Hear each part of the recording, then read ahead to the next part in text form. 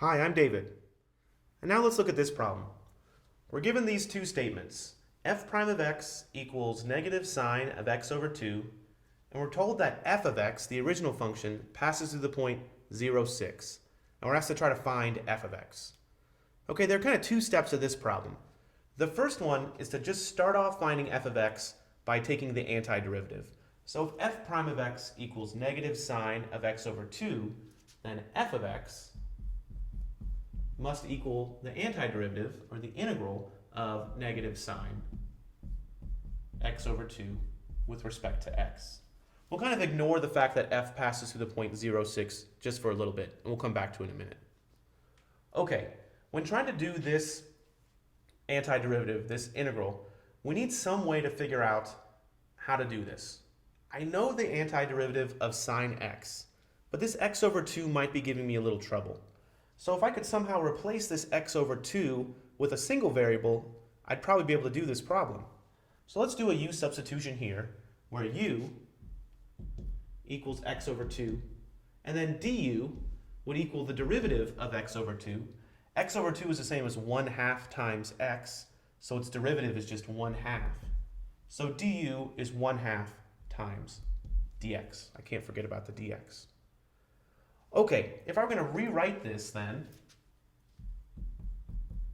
f of x would equal the integral of, well, I've got this negative sine u, that's nice, but then I have this dx right here, and I'd really like to have a 1/2 dx. So I'll write the dx over here, and then I'll just multiply through by 1/2. But we have to be careful a little bit. If I just multiply the whole integrand by 1/2, I've changed it. The only thing I can multiply this integrand by that doesn't change it is 1. So I could also multiply it by 2. Certainly this is just multiplying the whole integrand by 1, and I haven't changed it at all. But this piece right here, the 1/2 dx, that's the same as du, and that's what I was after here. Okay, so I can rewrite this one more time. And let me take the constants out. I've got a 2 that I'm not using in my du, and this negative. So I've got this negative 2 times the integral of sine u, and then this 1/2 dx is just du. Now that's an antiderivative that I can find. So the antiderivative of sine u is negative cosine u, and then I'll put a plus c because this is the indefinite integral. I'm almost finished with finding the indefinite integral. I just need to replace this u with what it is in terms of x. U is equal to x over 2. So my final line here is that f of x equals, well, negative 2 times a negative cosine u is just 2 cosine u. But u is really x over 2. And then I have that plus c. And I can't forget about that plus c. That plus c is important here. Okay, this is definitely a function f of x such that its derivative is negative sine of x over 2. We've done that. Now how do we figure out if it passes through the point 0, 6? Well, that's the same as trying to figure out what is the value of c. What is the exact function, not the general function, but the unique function that passes through this point? So the rest of our question is mostly going to be answering what is c, answering that question. Now in order to do that, we've got to use this knowledge. The fact that the line, or that the curve, f of x, passes through the point 0, 6, that's called an initial condition.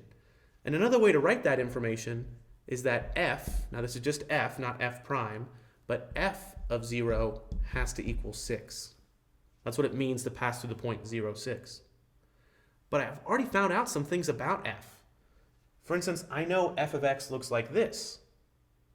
So I could also write the equation f of 0 equals, well, whatever I get when I plug in 0 into this equation for x.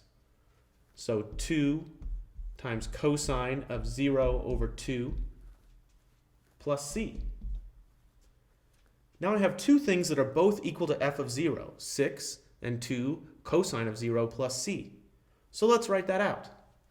6 has got to equal 2 times, well, what's cosine of 0? Cosine of 0 is 1, so we'll just write a 1 there. plus c. So all I do is subtract 2 from both sides, and I get c equals 4. Okay, so I found the value of c here.